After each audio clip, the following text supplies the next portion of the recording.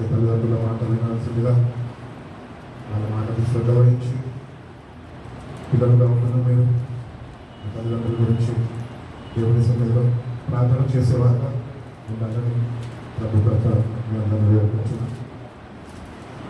ఎంతమంది యూజ్ చేశారు fathers day?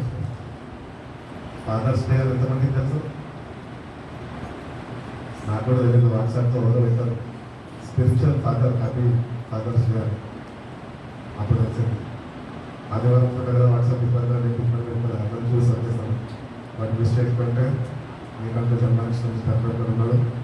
ఆయనతో సమాధానం లేకపోయినప్పటికీ సమాధానపై అంతరించినప్పుడు మన బాధ్యత అది దేవుని ప్రేమతోనే నిండి ఉంటుంది. కాబట్టి మీ ఫాదర్స్ కూడా విష్ చేయండి. అదే రీతిగానే మీ ఆత్మీయ తల్లిదండ్రులకు కూడా వాళ్ళ గురించి కూడా మీరు మీ అనుదిన ప్రాంతాలలో వాళ్ళని కూడా జ్ఞాపకం చేసుకుని ప్రాంతాల్లో ఎత్తిపట్టాల్సిందిగా ప్రభుత్వం అందరికీ వేడుకుంటున్నాను. వెళ్దామని 9వ అధ్యాయం 23-24. యెహోవా ఇలాగ సెలవిస్తున్నాడు. ఎవరు ఇస్తున్నారంట సెలవు? యెహోవా ఇలాగ సెలవిస్తున్నాడు. జ్ఞాని తన జ్ఞానమును బట్టి శూరుడు తన శౌర్యమును బట్టి అతిశయింపకూడదు. ఐశ్వర్యవంతుడు తన ఐశ్వర్యమును బట్టి అతిశయింపకూడదు. అతిశయించువాడు దేనిని బట్టి అతిశయించవలన అనగా భూమి మీద కృప చూపుచు నీతి న్యాయములను జరిగించుచున్న యెహోవాను నేనేనని గ్రహించి నన్ను పరిశీలనగా తెలుసుకున్నదాన్ని బట్టియే అతిశయింపవలెను. అట్టి వాటిలో నేను ఆనందించువాడునని యెహోవా సెలవిస్తున్నాను. కాబట్టి దేవుని బిడ్డలుగా జీవిస్తున్న మనము ఈ లోకంలో మనకి ఏమున్నప్పటికీ ఏం లేనప్పటికీ అన్ని ఉన్నప్పటికీ మనం దేన్ని బట్టి అతిశయించకూడదు. కానీ కేవలము నీ కొరకు నా కొరకు ప్రాణం పెట్టి మన ప్రాణాన్ని అర్పించిన యేసుక్రీస్తు ప్రభువుని బట్టి మనము అతిశయించేవారుగా ఉండాలి అని దేవుడు తెలియజేస్తాం. మనం చాలాసార్లు దేవుడిని మర్చిపోతాము. మనకున్న లోకంలో ఉన్న వాటిని బట్టి అతిశయిస్తూ ఉంటాం. అటు రీతిగా ఉంటే మనం దేవునికి ఏమాత్రము ప్రీతికరమైన జీవితం జీవించము. కానీ ఎవరైతే దేవుని ప్రేమలో నాటబడి దేవునితోని జీవించేవారు, దేవుని కట్టడాల ప్రకారం నడుచుకునే వాళ్ళు ఉంటారో వారి జీవితాలంట ప్రభువుని బట్టి మాత్రమే అతిశయిస్తూ ఉంటాయి. కాబట్టి ఈరోజు నా జీవితం మనము పరీక్షించుకుంటే మనం ఎట్లున్నామో దేని బట్టి అతిశయిస్తున్నాము. చాలా మంది నాకు ఈ చదువు ఉన్నది, ఆ చదువు ఉన్నది, నేను పలానా హోదాలో ఉన్నాను, పలానా స్థాయిలో ఉన్నాను, నేను కాబట్టి అని మనము ఎన్నోసార్లు సెల్ఫ్ని తీసుకొని వస్తాం. సెల్ఫ్ అనేది మన దగ్గర నుంచి తొలగించమని దేవుడిని అడగాలి. ఈరోజు మనం ఏ స్థాయిలో ఉన్నప్పటికీ, దేవుడిని ఏ కోణంలో ఆశీర్వదించినప్పటికీ it is all because of him. ఆయన వల్లనే నువ్వు ఈరోజు ఉన్నావు. ఈరోజు నువ్వు ఏవైతే కలిగి ఉన్నావు అవి నువ్వు తెచ్చుకోలేదు, నువ్వు సంపాదించుకోలేదు. కానీ కేవలం దేవుడు నిన్ను ప్రేమించి అవి నీకు ఇచ్చాడని అన్నట్టు మర్చిపోతుంది. అవి ఇవన్నీ మనం ఇప్పుడు కలిగి ఉన్నాం కనుక మనం గ్రహించాలి. ఏంటి తెలుసా? ఇవన్నీ దేవుడు నాకు ఇచ్చాడు అని మనం ఆలోచించాం. ఆ గ్రహింపు మనలో అపవాది అయిన సాధారణ ఆ గ్రహింపు మనలో కలుగు చేయలేడు. అనవసరమైన లోకపరమైన ఆలోచనలతో మనం నింపేసి నేను కాబట్టి ఇది చేసుకున్నాను, నేను కాబట్టి ఇది పొందుకున్నాను, నేను కాబట్టి ఇది సంపాదించుకున్నాను అని విర్రవీగే రీతిగా మన జీవితాన్ని వాళ్ళ ప్రభు నుంచి దూరం చేసేస్తూ ఉంటారు. అటు రీతిగా కానీ మన జీవితాలు ఉంటే కనుక మనం ఒకసారి గుర్తించమండి. ఈరోజు ఏమున్నా కూడా అది కేవలము ఆయనను బట్టి. యోహాను సువార్తలో అంటూ ఉంటాడు కదా, ఇవన్నీ ఏవైతే మనం కలిగి ఉన్నామో, ఏవైతే మనం ఈ లోకంలో చూస్తున్నామో అవన్నీ ఆయన వల్లనే కలిగినాయి. ఆయన లేకుండా ఏమీ కలగదు. ఈరోజు ఆయన లేకపోతే మనం కూడా ఏమీ లేవు. ఈరోజు మనం బ్రతికి ఉన్నామంటే కేవలం ఆయన వల్లనే. ఆయన కృపలో నిన్ను నన్ను భద్రపరిచి అని ఇంకా మనని జీవింపచేస్తూ ఇంకా ఆయన వైపు ఆయనను బట్టి మన జీవితాలు బాగుపడాలని, మన జీవితాలు సరిచేయబడాలని, ఆయనకి సమీపంగా మనము జీవించాలని ఆయన ఇంకా మనకి అవకాశాల మీద అవకాశాలు ఇస్తూ వస్తూనే ఉన్నాడు. మనం గ్రహించలేని వారుగా దేవునికి దూరంగా జీవిస్తూ ఈ లోకంలో ఆస్తులను బట్టి, అంతస్తుల్ని బట్టి, వీటిని బట్టి, వాటిని బట్టి, కులాన్ని బట్టి అతిశయిస్తూ గర్విస్తూ ఇంకా దేవునికి దూరంగా జీవిస్తున్నావే? ఎందుకు? అటువంటి జీవితం మనకు అక్కర్లేదు. కానీ నీ కొరకు నా కొరకు ప్రాణం పెట్టిన యేసయ్య ఈరోజు ఒకటే తెలియజేస్తుంది. పాత నిబంధనలో యెహోవా దేవుడిగా మాట్లాడుతున్నాడు. కొత్త నిబంధనలో తన భక్తులతోని ప్రవక్తలతోని మాట్లాడుకుంటూ వచ్చాడు. ఏంటంటే మీరు ఏమన్నప్పటికీ, మీరు ఎటువంటి పరిస్థితుల్లో ఉన్నప్పటికీ మీరు నా పోలికలు చేయబడ్డారు కాబట్టి మీరు కేవలము నన్ను బట్టి అతిశయించేవారుగానే ఉంది. ఈరోజు మన వ్యక్తిగత జీవితంలో మన ప్రభువుని బట్టి ఎన్నిసార్లు అతిశయిస్తున్నాము, ఏ విషయాల్లో అతిశయిస్తున్నాము, ఎంత ప్రభువుని బట్టి మన జీవితాల్లో ఆనందాన్ని కలిగి ఉన్నాం, ఆనందాన్ని ఎంతవరకు మనం కాపాడుకుంటున్నాం. దేవునితోని సమాధాన పడి దేవుని వాక్యం చదువుకుంటూ వాక్యం చేత పోషింపబడుతూ దేవుని కృపలో వద్దలుతూ మన జీవితాలు ముందు కొనసాగుతున్నాయి. ఒకవేళ మన జీవితాలు అంటే రీతిగా కొనసాగకపోతే కనుక ఈ లోకంలో ఉన్న వారికి మనకి ఏమాత్రము తేడా లేదు. ఏమాత్రము మనం దేవునికి సమీపంగా జీవించలేని వారిగా ఉండిపోతాం. కాబట్టి ఈ రోజు కన్నా మనం గుర్తిస్తాము, గ్రహించడం ఏంటంటే ప్రభా ఈరోజు నేను ఏ స్థితిలో అయితే ఉన్నాను అది నువ్వు నాకు ఇచ్చినది. ఒకవేళ నువ్వు నన్ను జ్ఞాపకం చేసుకోకపోతే నేను అన్నీ కలిగి ఉండేవాడిని కాదు. దానికన్నా ముఖ్యంగా ఈ జీవితం నేను కలిగి ఉండేవాడిని కాదు. జగత్పునాది వేయబడకమునిపే, తల్లి గర్భంలో రూపింపబడకమునిపే ఆయన నిన్ను తన సొత్తుగా పెంచుకున్నాడు. పేరు పెట్టి నేను ఎరిగి ఉన్నాను. ఆయన గుర్తించక ఈ లోకంలో నీ ఉద్యోగాన్ని బట్టి ఇంకా వేటినన్ను బట్టి నువ్వు అనుసరిస్తున్నావు. చాలా మంది హై పెయిడ్ శాలరీస్ వస్తాయి. నెల తిరిగేటప్పటికి 8 లక్షల శాలరీ అకౌంట్లో 30వ తారీఖు పడగానే 10 లక్షల రూపాయల శాలరీ వస్తాయి. దేవుడిని మర్చిపోతారు. దేవుడు ఇచ్చారు అని చెప్పి ఆ గ్రహింపులో ఉండరు. వారు లోక వ్యామోహంలో పడిపోతారు, డబ్బు వ్యామోహంలో పడిపోతారు, దేవుడికి దూరంగా జీవిస్తారు. దేవుడు వాళ్ళని ప్రేమించడం ఎందుకంటే మర్చిపోతారు.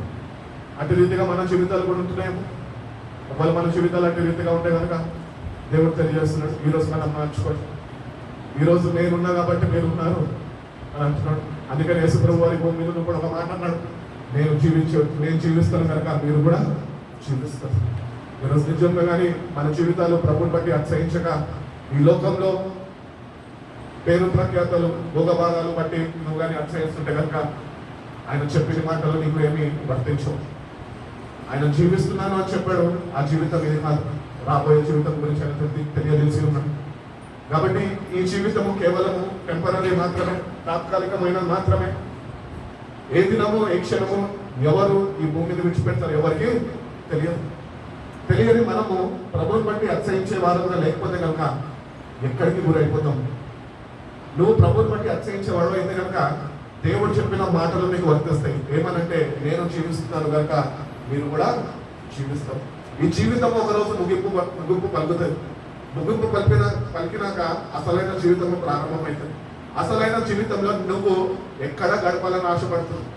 నీ జీవితాన్ని ఈ భూమి మీద ఉన్నప్పుడే నువ్వు ఒక తీర్మానం చేసుకోవాలా, నిర్ణయాన్ని తీసుకోవాలా. దాని ప్రకారం నువ్వు ముందుకు కొనసాగే నువ్వు ఈ లోకంలో ఉన్న వాటిని బట్టి అతిశయించదు. కానీ నీకు రక్షణని అనుగ్రహించిన ప్రాణం పెట్టిన యేసయ్యను బట్టి మనము అతిశయించేవారుగా ఉండాలి. గల్తీయులకు రాసిన పత్రిక 6వ అధ్యాయం 14వ వాక్యం ఒకసారి చదువుతున్నామండి. గల్తీయులకు రాసిన పత్రిక 6వ అధ్యాయం 14వ వాక్యం. అయితే మన ప్రభు అయిన యేసుక్రీస్తు సిలువయందు తప్ప మరి దేనియందును అతిశయించుట నాకు దూరం అవును గాక. భక్తుడు ఎంత శ్రేష్టమైన మాటలు తెలియజేస్తాడు. కేవలం ఆయన సిల్వని అంట. ఆయన సిల్వను బట్టి ఒక క్రైస్తుడు ఈరోజు అతిశయించే వారి ఉన్నారంట. ఎందుకంటే ఆ సిల్వ మీద నీ కొరకు ఆయన ప్రాణం పెట్టకపోయి ఉంటే ఈ రక్షణ భాగ్యము మనకు ఉండేది కాదు. ఈ మందిరంలో మనం కూర్చొని జీవం కలిగిన దేవుణ్ణి ఆరాధించే వాళ్ళం కాదు. అన్యుల వలె రాయల్ని రప్పల్ని మొక్కుకుంటూ తిరిగేవారు. అందుకని ఇక్కడ భక్తుడు మనకి స్పష్టంగా తెలియజేస్తున్నాడు. దేన్ని బట్టి అతిశయించాలంటే కేవలం ఆయన సిల్వను బట్టి మనం అతిశయించే వారిగా ఉంటాం. ఆ సిల్వను బట్టే నీకు రక్షణ ఉన్నది. ఆ సిల్వను బట్టే నీకు విమోచన ఉన్నది. ఆ సిల్వను బట్టే ఆయన కాల్చిన రక్తంని బట్టే నీకు పాప క్షమాపణ ఉన్నది. అందుకంటే మనం ఎప్పుడన్నా మర్చిపోతూ ఏంటి అంటే మనం అనుసరిస్తే కేవలము ఆయన ప్రాణ త్యాగాన్ని మాత్రమే. నిన్ను నన్ను ఎంతగానో ప్రేమించాడు. నీ స్థానమైన కోరుకొని మన పాపాల నిమిత్తము ఆయన ప్రాణాన్ని విషయం. ఎవరన్నా నీ సొంత తల్లిదండ్రులైనా నీ సొంత రక్త సంబంధమైనా నీ కొరకు ప్రాణం పెట్టడానికి ఎవరు ముందంచ వేయరు. కానీ నువ్వు తల్లి గర్భంలో రూపింపబడక మునిపే, జగత్ పునాది వేయబడక మునిపే నేను కోరుకున్నాడు. నీ కొరకు తన ప్రాణాన్ని ఆయన అర్పించడానికి నీకన్నా ముందుగానే ఆయన తలంచి ఉన్నాడు. ఆయన తలంపులో నువ్వు ఉన్నావు. గుర్తిస్తున్నావు ప్రభు యొక్క ప్రేమ. ఈరోజు నీ నా జీవితం ఎట్లున్నది నిజంగా ఆయన సిలువని ధ్యానిస్తూ ప్రతి ఉదయం దేవుడిని బట్టి అర్చయిస్తూ నీ దినాన్ని ప్రారంభిస్తున్నావు. దేవుడిని మర్చిపోయి నీ పనుల్లో చేసుకుంటూ నిద్రపోయి అలసిపోయి వెంటనే పొద్దున్న లేగానే ఆచార భక్తి చేసుకుంటూ జీవితాన్ని ముందు కొనసాగిస్తున్నావు. జాగ్రత్త. పొద్దున్న లే మోకరించు, ప్రభు యొక్క సిలువ ధ్యానించు. ప్రభా నువ్వేగా నేను నాడు నా కొరకు నువ్వు చనిపోకపోయి ఉంటే ఈ రోజు నేను బ్రతుకునే వాడిని కానీ ఈ నూతన దినాన్ని నాకు ఇచ్చావు, నూతన శక్తి బలంతో నేను ఉన్నాను నింపు అని ఎప్పుడైతే ప్రతి ఉదయకాలం నువ్వు ఆయన సిల్వర్ బట్టి అర్థించే వారు ఉంటే కనుక నువ్వు ప్రతిదినం నూతన బలము నూతన శక్తిని ఆయన యొక్క నుంచి నువ్వు పొందుకునే వాడు. క్రైస్తవులు ఈరోజు వెళ్ళిపోయిన స్థితిలో ఎందుకుంటున్నారంటే వాళ్ళకి సిల్వర్ గురించి విలువ తెలియదు, ఆయన ప్రేమ యొక్క విలువ తెలుస్తలేదు, వాళ్ళు ధ్యానిస్తలేదు, ఆయన ప్రేమను నిలిచి ఉంటలేదు, ఆయన ఇచ్చిన రక్షణని చేతులారా కాలేదనుకుంటున్నాం. అటు రీతిగా మన జీవితాలు ఉన్నాయో మనం మార్చుకోవాలి. మన వైఖరి మారాలి, మన ప్రవర్తన మారాలి, మన ఆలోచన విధానం మారాలి. కేవలం దేవా నువ్వు తప్ప నాకు ఇంకేదవుతాయి, నువ్వు ఉంటే నాకు చాలు అని పాటలు పాడుకుంటున్నామే. నిజంగా నువ్వు నేను ఆయనను బట్టి ఆయన మనకున్నాడు కాబట్టి జీవం కలిగిన దేవుడిని ఆరాధించే బిడ్డలను మనం ఉన్నాం కాబట్టి ప్రతిదినము ఆయనను బట్టి అతిశయిస్తూ ఆయనలో ఆనందించే వారిని మనం ఉన్నాము. ప్రభునందు ఆనందించుడి, మళ్ళా చెప్పుచున్నాను ప్రభునందు ఆనందించుడి అంటాడు. మనం ఆనందించమని తెలుసు కాబట్టి ఆయన ఇచ్చిన రక్షణని నిర్లక్ష్యం చేసే వారం కాబట్టి ఆయన పాపాలు క్షమిస్తాను, నీ పాపాలు క్షమిస్తాను, నేను రక్తంతో నేను కడిగి వేస్తాను, విడిచిపెట్టండి అంటే విడిచిపెట్టకనే ప్రభుకి దూరంగా ప్రతిదినము మానవుడు దూరంగా నాశనానికి గురైపోతుంది. ఆ నాశనానికి గురి కాకమునిపే మన జీవితాన్ని మనం సరి చేసుకొని ప్రభువా ఈ దినం నుంచి నేను కేవలము నేను నిన్ను బట్టి నీ సిలువను బట్టి నేను అనుసరిస్తాను అని కానీ ఈ జీవితాన్ని సరిదిద్దుకొని ప్రభు కొరకు జీవించేవాడు ఉంటే కనుక దేవుడు అనుగ్రహించిన రక్షణని కాపాడుకునేవాడుగా ఉంటాడు. దేవుడు అనుగ్రహించిన రక్షణ దేవుడు రక్షించాడు కదా, దేవుడు రక్షించాడు కదా అని అనుకుంటున్నాం. రక్షించిన దేవుడు శిక్షించక మానడు. నీ బుద్ధి మారకపోతే, నీ జీవితంలో మార్చుకోకపోతే అలా తప్పక శిక్షిస్తాడు. ఆ శిక్షకి లోన్ అయిపోతుంది. ఆ శిక్షకు లోను కాకపోతే ఆయన ఇంకా నిన్ను నన్ను ప్రేమిస్తూ తన కృపని విస్తరింపజేస్తూ ఇప్పుడు కానీ ఆయన ప్రేమని ఆయన త్యాగాన్ని మనము అర్థం చేసుకొని మన జీవితాలు మార్చుకొని మన జీవితాలు ఆయనకి అర్పిస్తామేమో. ఈరోజు కదా ప్రభా నా ఇష్టానుసారమైన భక్తి నేను చేస్తున్నామో, దయతో నన్ను క్షమించయ్యా, నీకు ఇష్టమైన భక్తి నాకు నేర్పించయ్యా అని నువ్వు అడిగేవాడు దేవుని ఆయన తప్పక నేర్పిస్తాడు. నీ జీవితంలో ఒక నూతనమైన మార్పుని కలిగజేస్తాడు. కేవలం నువ్వు ఆయన బట్టి అతిశయించే బిడ్డగా నేను మార్చుకుంటాడు. మన సొంతలు మనం మారలేం, మన ఆలోచనలతో మనం మారలేం, కేవలం పరిశుద్ధాత్మ యొక్క సహాయం ద్వారా. అందుకని ఈ రోజుకైనా మనం దేని బట్టి అతిశయిస్తున్నామని మన జీవితాన్ని సరిదిద్దుకునే వారిగా మనము ఉండాలి అని ప్రభువు తెలియజేస్తున్నాం. 36వ కీర్తన 10వ వాక్యం, 36వ కీర్తన 6వ వాక్యం ఒకసారి చదువు. కీర్తన 36:10. నిన్ను ఎరిగిన ఎడల నిన్ను ఎరిగిన వారి ఎడల నీ కృపను, నిన్ను ఎరిగిన వారి ఎడల నీ కృపను, యథార్థ హృదయుల ఎడల నీ నీతిని ఎడతెగక నిలుపుము అని భక్తుడు ప్రార్థన చేస్తున్నాడు. అదే 6వ వాక్యం చదవండి. నీ నీతి దేవుని పర్వతములతో సమానము. నీ న్యాయ విధులు మహాగాధములు. యెహోవా నరులను రక్షించువాడు నీవే. దేవా నీ కృప ఎంతో అమూల్యమైనది. నీ రెక్కల నీడను ఆశ్రయించుచున్నారు. నరులంట ఆయన రెక్కల నీడ ఆశ్రయించే వారుగానే ఉండాలంట. నీ మందిరం యొక్క సమృద్ధి వలన వారి సంతృప్తి నొందుచున్నారు. మనకి ఏమన్నా ఉన్నది అంటే మనం ఏమన్నా కలిగి ఉన్నామంటే ఈరోజు మన జీవితాల్లో మనం ఇవి కలిగి ఉన్నాము, ఇంత బ్యాంక్ బ్యాలెన్స్ ఉంది, అంత బ్యాంక్ బ్యాలెన్స్ ఉంది, ఈ ఫిక్స్డ్ డిపాజిట్ ఉంది, LIC ఉంది అని కాదు. కానీ దేవుని మందిర ఆవరణలో మనకు సమృద్ధి అని మనం గుర్తించాలి. ఇదే సన్నిధి మనకు దేవుడు ఇవ్వకపోతే నీ జీవితంలో సంతోషము సమాధానం ఉండేదా? నీ కొరకైన ప్రాణం పెట్టకపోతే ఆ రక్షణ భాగ్యం నీకు ఉండేదా? ఉండేది కాదు. ఈరోజు నీకు కష్టం వస్తే దేవా అని చెప్పిన ఆయన దగ్గరకు వస్తున్నావే, ఆయన రెక్కల నుండి ఆశ్రయం దొరుకుతుంది కదా. ఒకవేళ ఆ రెక్కలే నీకు ఉండకపోతే ఎవరి దగ్గరికి వెళ్ళేవాడిని, ఎటువంటి పరిస్థితుల్లో ఉండేవాడిని ఒకసారి ఎప్పుడన్నా ఆలోచించవా? ఆయన నిన్ను నన్ను ఎంతగానో ప్రేమించు, నిన్ను నన్ను ప్రేమించు. నేను ఏ దినమైతే ఆయన ఈ భూమి మీద పంపి ఉన్నాడు, ఆయన నమ్మదగిన దేవుడు, అంతం వరకు నిన్ను కాపాడేవాడు. కాబట్టి ఆయన మందిర ఆవరణలో సమృద్ధి ఉన్నది. There is fullness of joy in the presence of God. మన జీవితంలో సంతోషము కావాలంటే ఎక్కడో దొరకదు. అందుకని పాట పాడుతూ ఉంటాడు వీళ్ళు కూడా, సంతోషం ఎక్కడ ఉందని, సంతోషం కేవలం నీలోనే, ఆయనలోనే మనకు సంతోషం. ఆయనను బట్టి మనం సంతోషించే వాళ్ళు ఉండాలి. మనం ఎప్పుడు చూసాం మన జీవితాలు వాక్యం అనే అర్థం కాకుండా మామూలు అర్థం, గోడ మీద ఉన్న అర్థం దగ్గరికి వెళ్తే కూడా మనం ఎట్లుంటామంటే ఏదో కోల్పోయిన ముఖాన్ని, ఎప్పుడు చూసినా ఏదో చింత, ఎప్పుడు చూసినా ఏదో ఒక బాధ. ఎందుకు ఆ స్థానంలో ఏసయ్యను పెట్టలేకపోతున్నాం? ఆ బాధ దగ్గర దేవుని ప్రేమను పెట్టచ్చుగా, ఆయనని అక్కడ ఉంచొచ్చుగా. నువ్వు ఆ బాధ, చింత, వేదన, దుఃఖము ఏదైతే నువ్వు కలిగి ముందు పెట్టుకొని ఉంటున్నావో అక్కడ నువ్వు ఏసయ్యను పెడితే కనుక నీ జీవితంలో రక్షణ ఆనందం ఇస్తున్నాను. ఆ రక్షణ ఆనందము నువ్వు నేను కలిగి ఉండాలని ఆ రక్షణ నీకు అనుగ్రహించు. దేవుని బిడ్డలు ఏమున్నా లేకపోయినా ఆయన ఉన్నాడు కాబట్టి సంతోషంగా ఉండాలని ఆయన కోరుకున్నాను. ఆయన మనకు ఉండే చాలు, అన్ని మనకున్నాయి. మన ప్రతి ఒక్క అవసరతని తీర్చేవాడు అయి ఉన్నాడు. నీ ప్రతి ఒక్క హృదయమాంచి అడిగిన వాడు ఉన్నాడు. నిన్ను కేవలం అనాదిగా వదిలేసే దేవుడు కాదు. నీ తల్లిదండ్రులను ఒక రోజు నిన్ను విడిచిపెట్టి వెళ్ళిపోతారేమో, నిన్ను పట్టించుకోరేమో, నీ పట్ల శ్రద్ధ వహించారేమో, కానీ నిన్ను కాపాడువాడు కుడుకను నిద్రపోడు. ప్రతి నిత్యము కత్తి రెప్పవలే ఆయన నిన్ను నన్ను కాపాడుతున్నాడు. అంతగా ప్రేమిస్తున్నాడు. అంతగా ప్రేమిస్తున్న దేవుడిని మనం ఆయన బట్టి అతిశయించే వారే ఉంటే మనం బట్టి ఆయన ఎంత సంతోషిస్తుంది. నువ్వు ఆయన బట్టి అతిశయించక నీకున్న వాటిని బట్టి నువ్వు అతిశయిస్తే కనుక ఆయన నీ ముందు నిల్చొని, పరిశుద్ధాత్మ దేవుడు నీ పక్కనే నిల్చొని ఆయన దుఃఖిస్తూనే ఉంటాయి. ఇంకా ఎంతకాలం ఆయన కన్నీళ్ళని గుర్తించలేని స్థాయిలో ఉంటున్నాం. ఇంకా ఎంతకాలము ఆయన ప్రేమని అనుభవించక, ఈ లోకం ప్రేమలు అనుభవిస్తూ, ఈ లోకపు ప్రేమని కోరుకుంటూ నీ జీవితాన్ని ముందుకు కొనసాగిస్తూ ఒక్కసారి చూడు. ఈ రోజు కన్నా ఆయన వైపు చూడు, నీ జీవితాన్ని ఆయన వైపు తిప్పు. దేవా, నువ్వు తప్ప నువ్వు లోకంలో నాకేమీ వద్దాయి, నువ్వు ఒక్కడే కావు.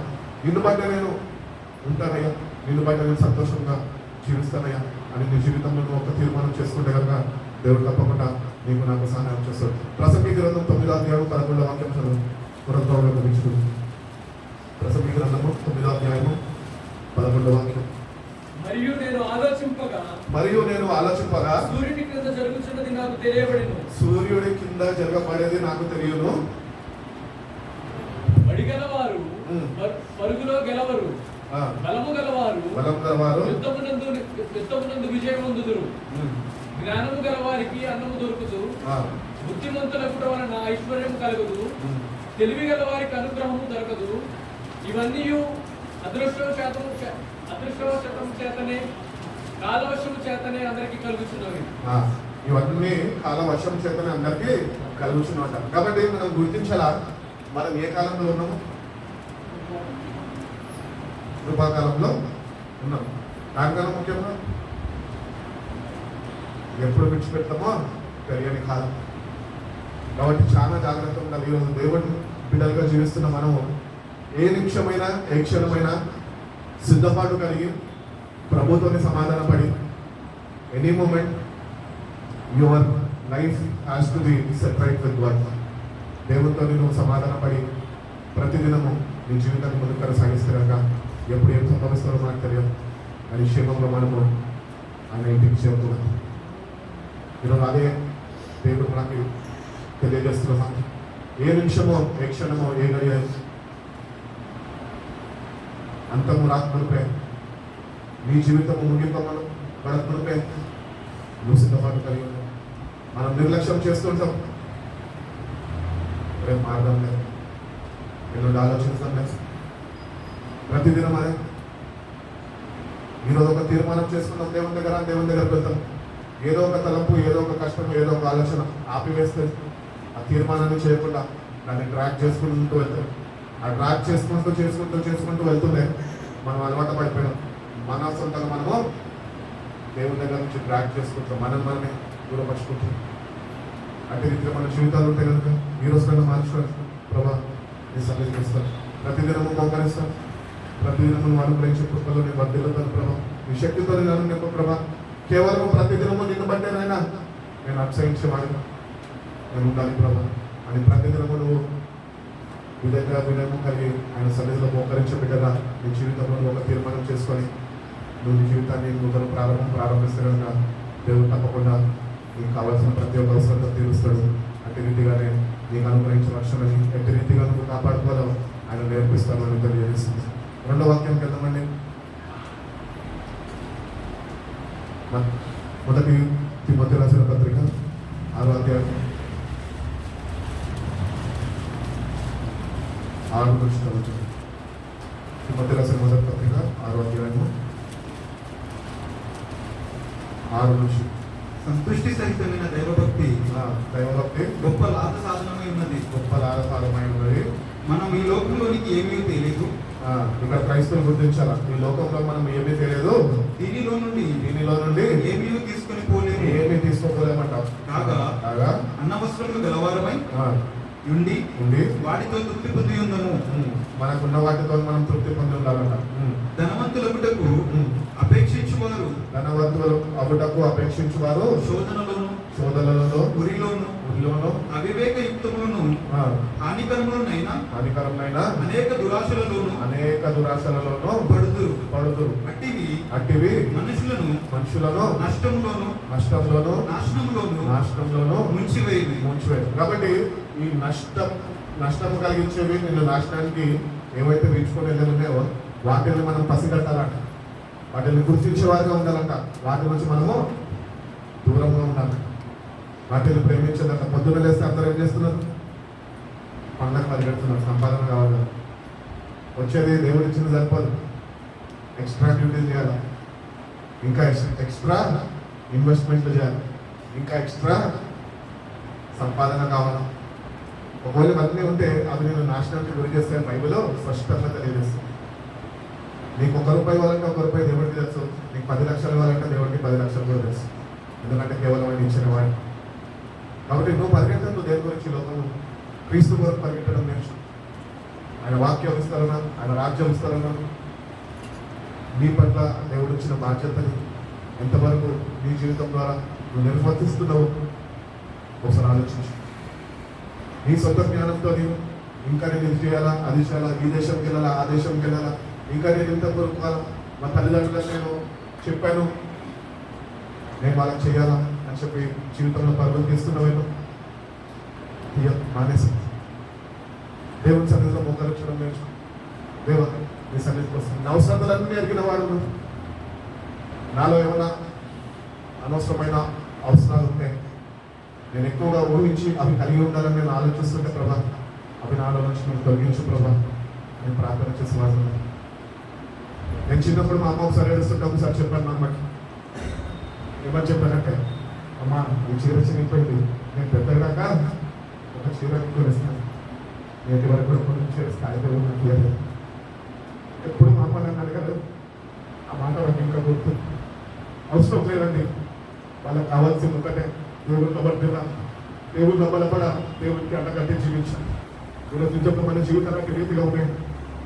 ఈ లోకంలో అన్నింటికీ పరుగులు తీస్తున్నామే, ఏదేదో కావాలని ఎక్కడికెక్కడికి వెళ్తున్నావే, సమయాన్ని వృధా చేస్తున్నావే.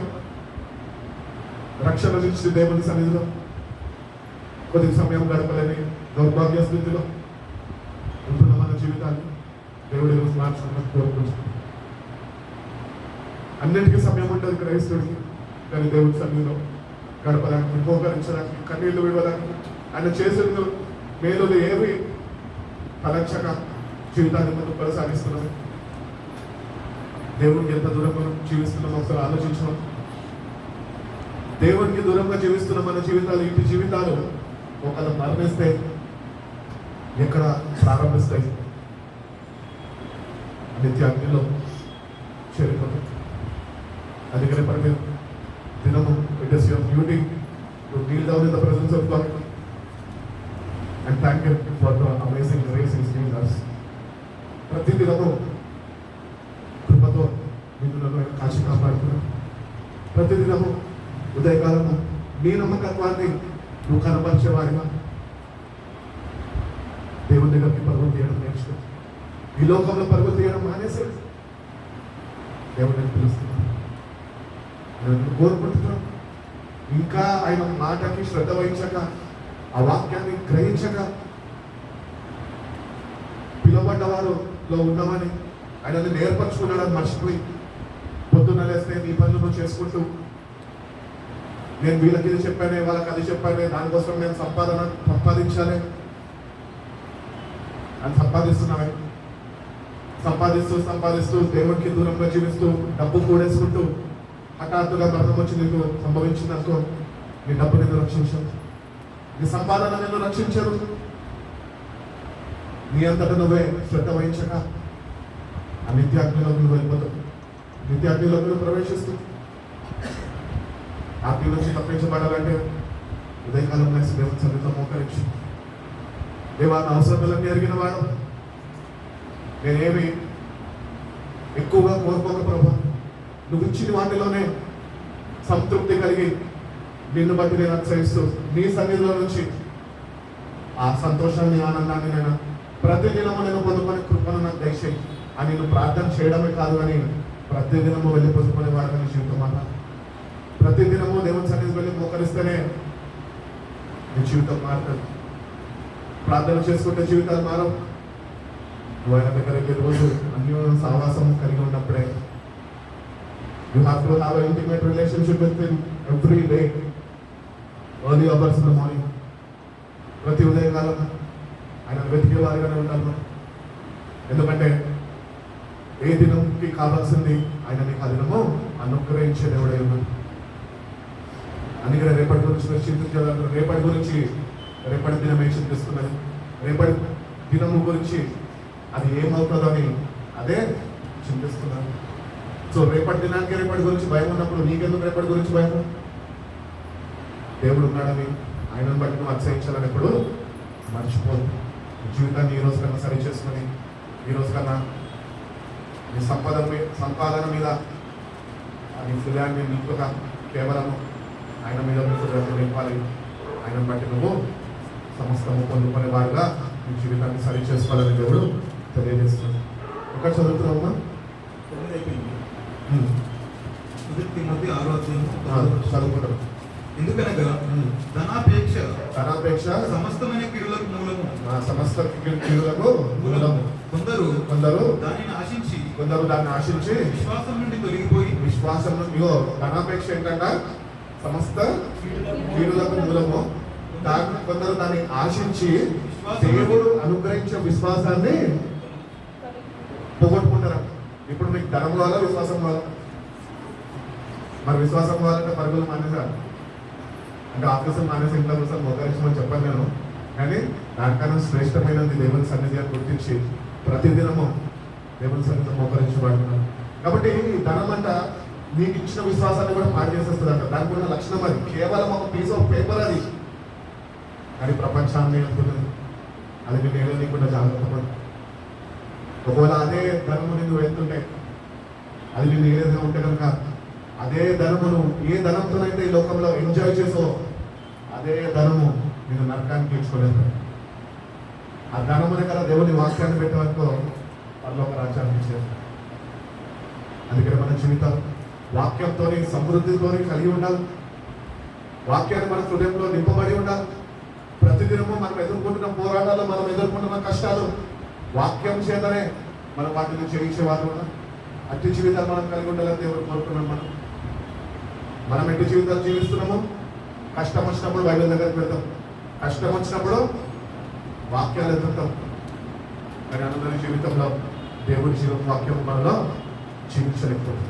అందుకని సమృద్ధి అయిన వాక్యాన్ని మనం కలిగి ఉండాలి. కానీ ఇవన్నీ మనము ఈ లోకపరమైనవన్నీ ఏమాత్రం ఆశించక, ప్రభా ఈ వాక్యంతో నేను ఎట్టి రీతిగా తృప్తి చెందాలో నాకు నేర్పించు అని దేవుడిని అడిగితే ఆయన కానీ నిన్ను వాక్యంతో తృప్తి పరిచయంలో ఈ లోకంలో నువ్వు దేన్ని ఆశించు. ఎందుకంటే వాక్యంలో సమృద్ధి ఉన్నదని మనకు తెలుసు. మన దేవుడే సమృద్ధిని దయచేసేవాడు. నువ్వు అదే వాక్యమైన దేవుడిని నీ హృదయంలో చేర్చుకుంటే, అంత సమృద్ధిగా దేవుడిని నువ్వు ప్రేమించగలితే, నీ హృదయానుసారంగా దేవుడిని నువ్వు కలిగి ఉంటే కనుక దేవుడి ప్రతి ఒక్క అవసరతని మన మహిమ క్షేత్రంలో నుంచి తీర్చేవాడి. అందుకని మన విశ్వాసాన్ని మనం కాపాడుకోవాలి. విశ్వాసాన్ని కాపాడుకోవాలంటే ప్రతిదినము శ్రద్ధ వహించాలి. ప్రతిదినము శ్రద్ధ వహించి దానిలో అభివృద్ధి చెందుతూ ఉండాలి. ఈ విశ్వాసాన్ని అధికపరచమని ప్రభుని అడగా. వాక్యం చేత నేను ఆయన తృప్తి చెందనిస్తాడు. ఈ విశ్వాసం అధికపరచబడుతూ ఉంటుంది. We have to grow in faith. విశ్వాసాలు అంటే విశ్వాసులుగా ఉండడానికి వీళ్ళరు. గొప్ప విశ్వాసంలోనికి వెళ్ళాలి. సంపూర్ణతలోనికి రావాలంట విశ్వాసం. అందుకని మనం ఈ లోకంలో దేనికి కాక మన ఆత్మరక్షణ నిమిత్తం ఎక్కడికి వెళ్ళిపోతా నేను చేస్తున్న భక్తి నన్ను రక్షించదని నీకు తెలుసు. మనం చేస్తున్న భక్తి మనం రక్షించదని మనకు తెలుసు. ఎవరో చెప్పక్కర్లే. తెలిసిన నువ్వు ఈరోజు నుంచి మన రక్షణను కాపాడుకోవాలనుకుంటే కనుక ఎల్లో అయిన సంగతి లోకరించు. ప్రభు ఇంటి జీవితం నేను జీవిస్తున్నదేదో క్షమించు. నా జీవితంలో మార్పు కావాలయ్యా. నేను మారాలని ఇష్టపడుతున్నాయా. ఈ వాక్యం చేతనైనా నేను తృప్తి చెందాను. ఈ వాక్యం చేత నువ్వు నన్ను జీవింపచేయి.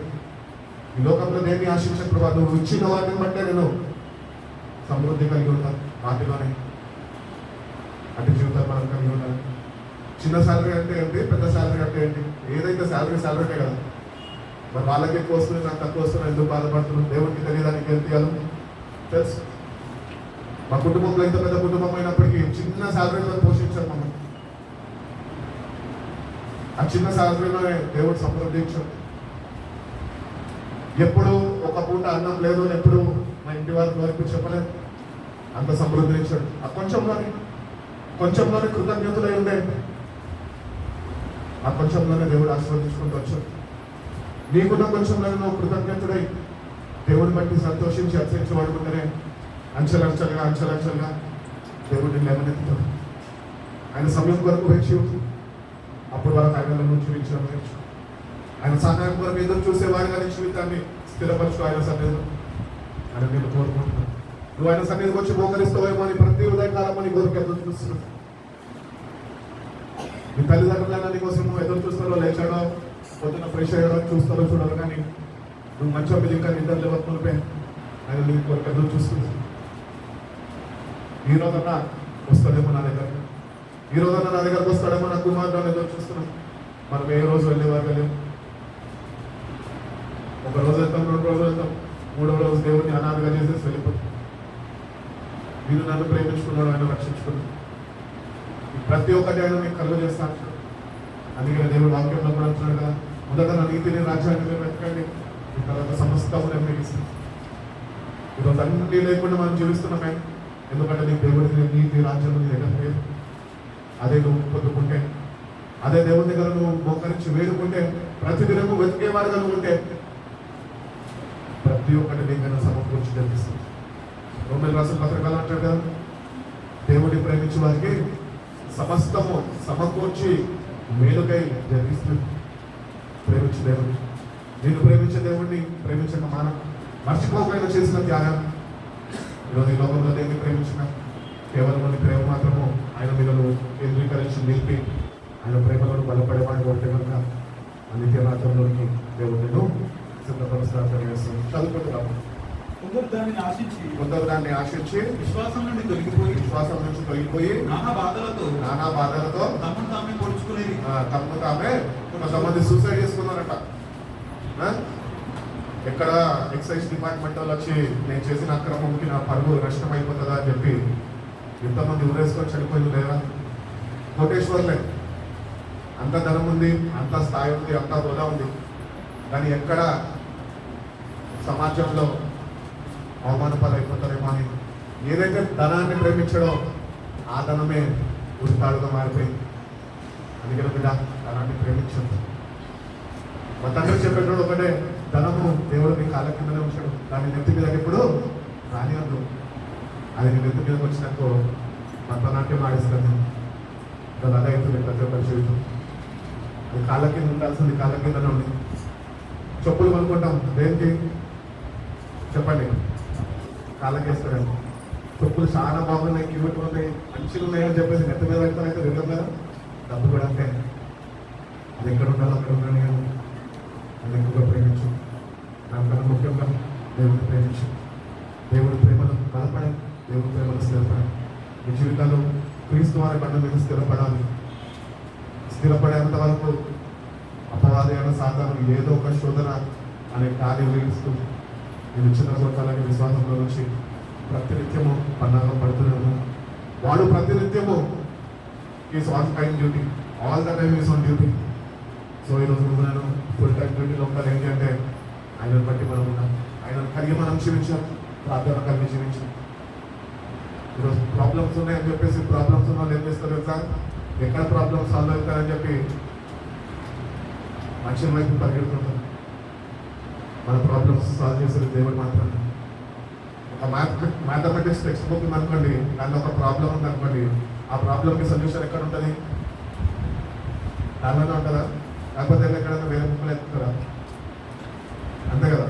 కాబట్టి నీ లైఫ్లో ఏం ప్రాబ్లమ్స్ ఉన్నా ప్రాబ్లమ్ సాల్వింగ్ వాడపడుతున్నాను ఆయన దగ్గర మోకరించి.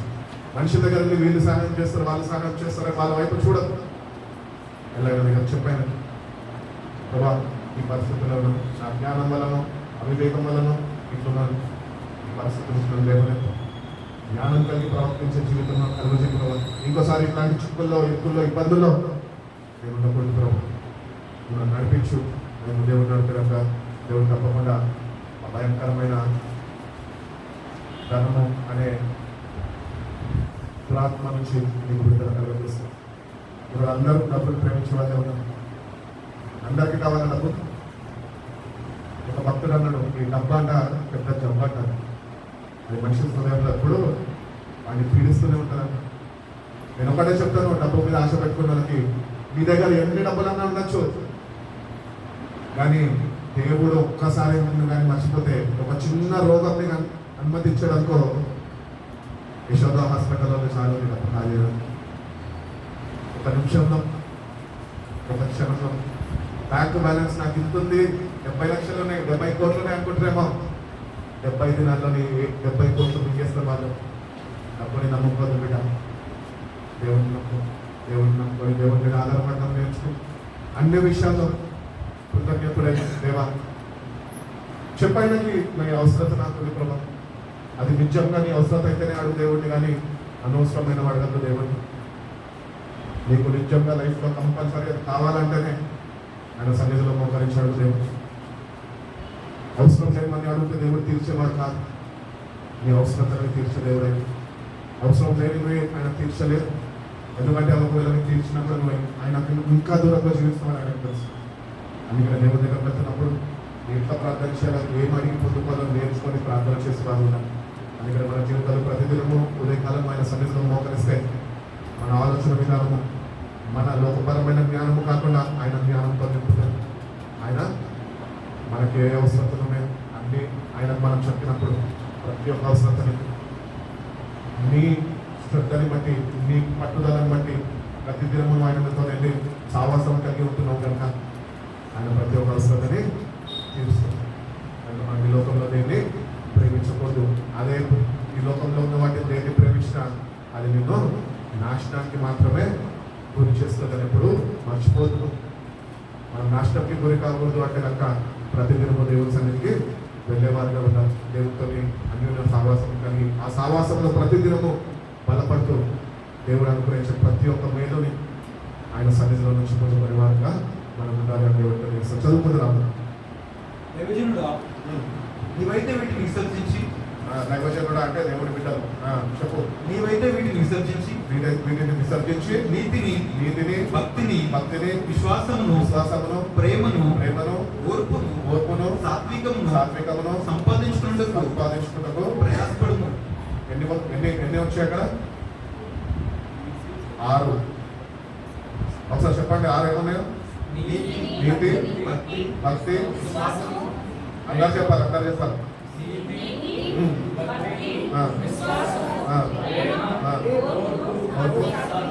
సాత్వికము